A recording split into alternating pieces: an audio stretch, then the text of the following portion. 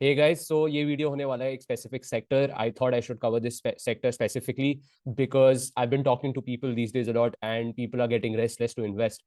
Reason being, every day you are seeing news, the media talking about Nifty all-time highs, Indian market performing its best. And then when you see in the news these kind of stuff, then you think that you are missing that bus and you should invest at any point. And you are in a sense of FOMO. तो वो FOMO के लिए मैंने सोचा कि एक video बहुत जरूरी है बनाना बिकॉज कुछ स्टॉक्स और कुछ सेक्टर्स की वैल्यूएशन इस लेवल पे पहुंच चुकी है कि अब जस्टिफाई नहीं करता कि आप उसको यहाँ पे एज एन इन्वेस्टमेंट एंटर करें. यस, आप जब इन्वेस्ट करते हैं बहुत इंपॉर्टेंट होता है कि आप किस लेवल पे और कब इन्वेस्ट कर रहे हैं. दो चीज होती है. फर्स्टली, अगर आप हायर लेवल पे इन्वेस्ट कर रहे हैं, हो सकता है हाई के बाद रेजिस्टेंस ले मार्केट और फिर एक डिप आ जाए मार्केट में, और फिर वो डिप आपका लेवल जो जिस पे आपने बाय किए वो एक साल बाद आए. It takes sometimes 1-2 years to get that same level if a dip is deeper. So then you stuck up and then you think कि मैंने क्यों एंट्री ली उन लेवल्स पे. And then the second thing which happens is, अगर आप wait करके एक सही वैल्यूएशन पे एंट्री लेंगे और एक अच्छे डिप पे आप एंटर करेंगे तो आपको ज्यादा क्वांटिटी भी मिल पाएगी.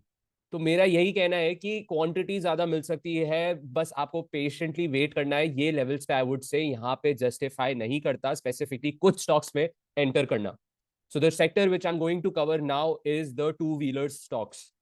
बिकॉज यहाँ पे हमें वैल्यूएशंस देखना बहुत जरूरी है इन स्टॉक्स में, और देखना बहुत जरूरी है कि टेक्निकल एस्पेक्ट्स में क्या क्या बताया जा रहा है इन स्टॉक्स में.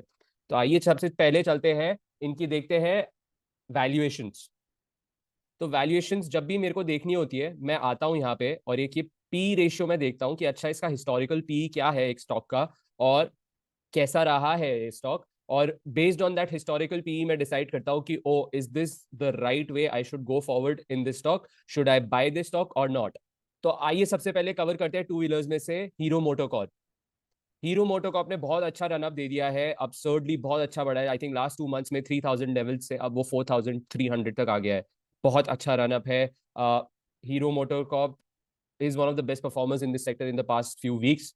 तो अगर आप देखें अब क्या आपको एंटर करना चाहिए, यहाँ पे if you see the P currently it is around 26.2.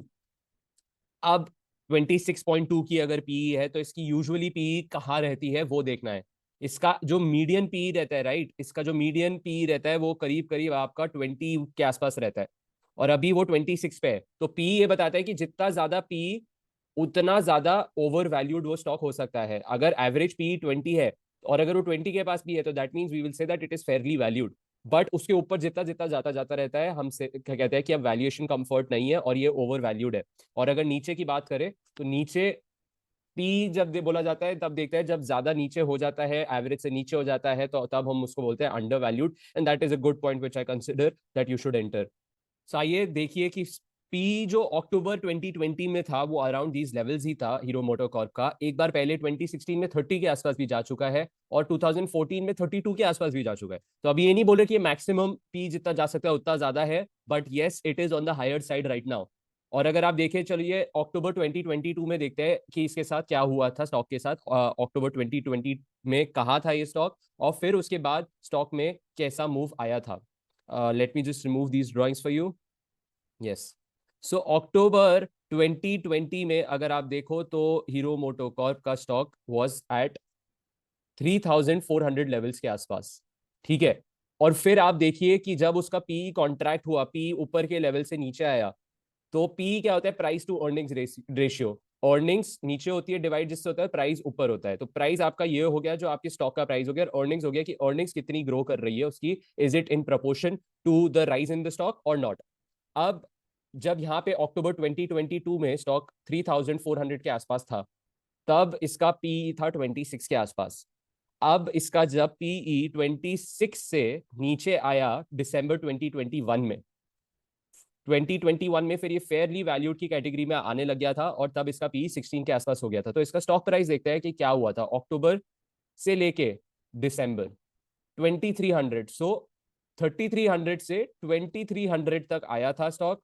तो अगर आप देखिए that is a dip of around 35% का एक डिप आया था जब पी 26 पे था, और 26 से वो नीचे आया तो आपको 35% का फॉल दिखा स्टॉक में.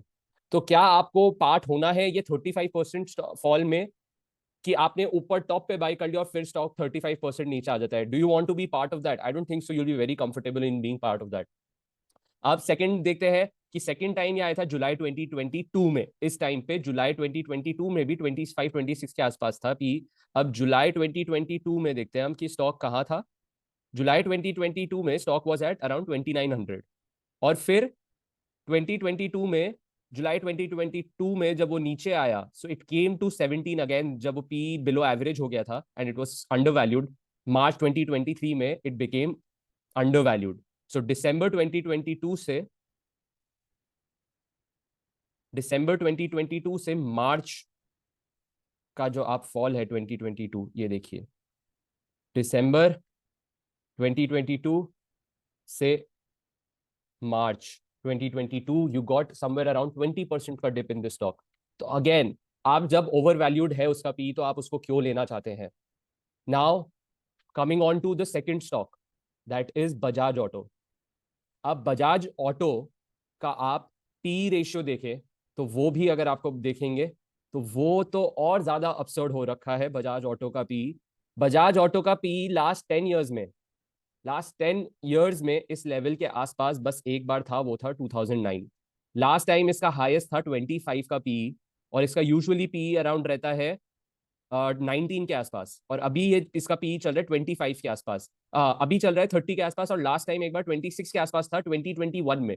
सो एक बार चलते हैं और देखते हैं बजाज ऑटो 2021 में कहाँ था.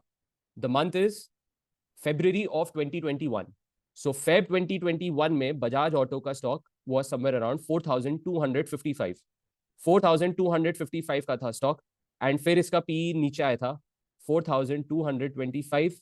एंड फिर ये डिप करा था दिसंबर 2021. पूरा साल ये डिप करा था. अब वो डिप कैलकुलेट करते हैं जनवरी से दिसंबर तक कितना हुआ था.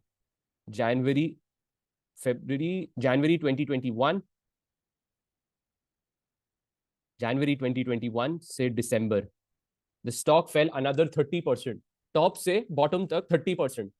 और अभी का जो पी है वो तो और अपसर्ड हो रखा है इसका. अभी तो और भी ज्यादा हाईली क्रेजी वैल्यूएशन हो रखी है. तो मैं ये बोल रहा हूँ कि अगर आपको इन्वेस्ट करना है तो प्लीज इस लेवल पे मत करिए, क्योंकि ये लेवल जस्टिफाइड नहीं है. ये आपके स्टॉक सब फेयरली वैल्यूड नहीं है, ये ओवर वैल्यूड कैटेगरी में आते हैं. थर्ड स्टॉक जो मेरे को दिखाना था जिसका पी रेशियो आके देखते हैं, वो है टीवीएस मोटर्स. टीवीएस मोटर्स का P is at 64 right now. 64. Last time जो हाई था थोड़े रिसेंटली 2022 में वो 54 था. और जनवरी 2021 में इसका भी ओवर वैल्यूड था 81 था. तो ये और ऊपर जा सकता है जाने को, बट एट दिस पॉइंट उसके बाद वो कितना डिप करेगा, क्या करेगा, that won't be a good thing अगर आप उसमें इन्वॉल्व है. आइए चलते हैं जनवरी 2021. इसकी स्टोरी थोड़ी डिफरेंट है स्टॉक की, क्योंकि इस स्टॉक में हुआ क्या.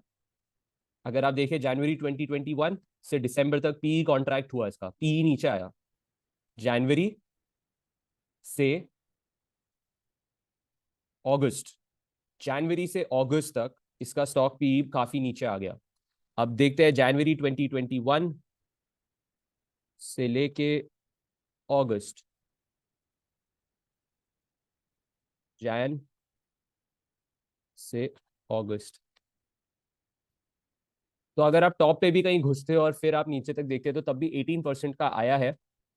बट इधर इतना बड़ा शार्प कट नहीं दिखा जितना 30% का. बट एटलीस्ट 17% भी एक बहुत बड़ा नंबर होता है. अगर आप गलती से इस फॉल में पार्ट हो गए तो आप सोचेंगे कि मैंने कितने गंदे लेवल पे ले ली एंट्री और मैंने गलती कर दी. फिर वो लेवल आने में आपको वापस 4-5 महीने लगे और फिर वो प्रॉब्लमेटिक होता है. आप सोचते हैं कि सारा पैसा निकाल लेते हैं जब वो नीचे गिर रहा होता है. तो इट इज़ बेस्ट कि आप ऐसे नहीं करें. अब एक बार रिजल्ट देखा जाए, रिजल्ट से एक बेटर पिक्चर मिलेगी कि इनके रिजल्ट्स कब आ रहे हैं. टीवीएस मोटर का रिजल्ट आई थिंक 24 जनवरी को आ रहा है. और हीरो मोटो को आपने अभी अनाउंस नहीं किया उनका रिजल्ट कब आने वाला है. बजाज ऑटो का 24 जनवरी को आने वाला है. अब ये हो गई फंडामेंटल बेसिस पी रेशियो की एनालिसिस. नाउ एक बार जल्दी से हम देखते हैं. और मैं एक बार बस सीधा आपको इसके लॉन्ग टर्म चार्ट्स में ले जाना चाहता हूँ जो इन्वेस्टिंग के लिए देखे जाते हैं. वो होता है मंथली चार्ट और वीकली चार्ट. मंथली चार्ट अगर मैं टीवीएस मोटो, सबसे पहले हीरो मोटोकॉर्प से स्टार्ट करते हैं. मंथली चार्ट अगर आप देखें तो अगर हम देखते हैं कि अपसर्डली वैल्यूड हो गया है या ओवरबॉट एरिया में आ गया है स्टॉक, तो अगर आप देखें तो लास्ट टाइम 2014 में मंथली चार्ट्स में हीरो मोटोकॉर्प का जो ये नीचे आरएसआई होता है, जो आपको आरएसआई बताता है कि ओवरबॉट है या ओवरसोल्ड है और कितनी स्ट्रेंथ है ट्रेंड में. So last time the stock RSI जब इस लेवल के अराउंड था तो वो था 2014 में।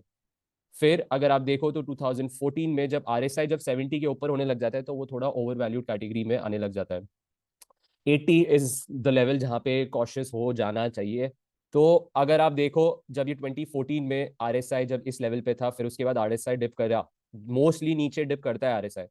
तो उसके बाद जो डिप करा RSI इस टाइम पे, RSI जब डिप करा ओवरबॉट जोन से नीचे की तरफ, RSI जब डिप करा, ये जो लाइन नीचे RSI की आई, तब इस स्टॉक ने करीब 3 से 4 महीने में 30% का डिप दिया।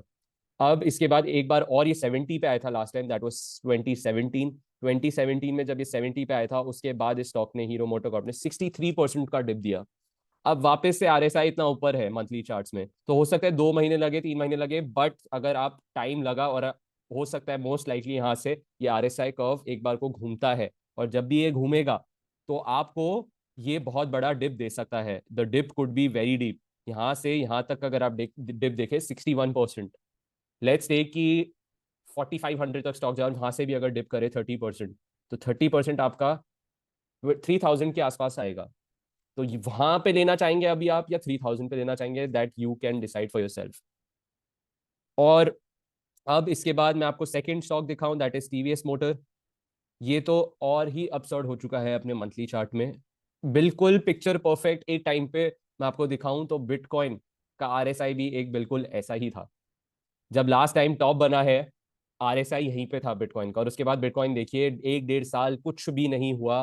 कहाँ से करीब $65,000 से एक बिटकॉइन का प्राइस नियर 16,000 तक बच गया था, 75% का डिप हो गया था।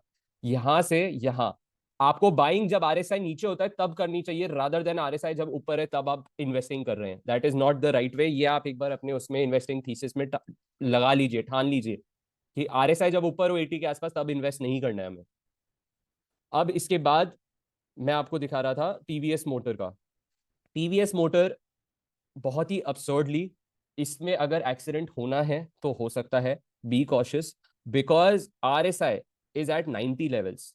लास्ट टाइम यहाँ पे इस एरिया में कब था, इट वॉज 2017 अगेन, और उसके बाद जब RSI डिप करा तो ये स्टॉक डिप करा 65%। ये स्टॉक भी 65% हुआ, और कब से कब तक, 3 साल में 65% गिरा है स्टॉक। तो इन्वेस्टिंग के लिए obviously it was not a good time. ये स्टॉक ने कुछ रिटर्न नहीं दी, टू व्हीलर्स ने कुछ नहीं किया। तो I would say TVS motor का भी RSI काफी ऊपर है, यहाँ पे प्लीज इन्वेस्ट मत करिए।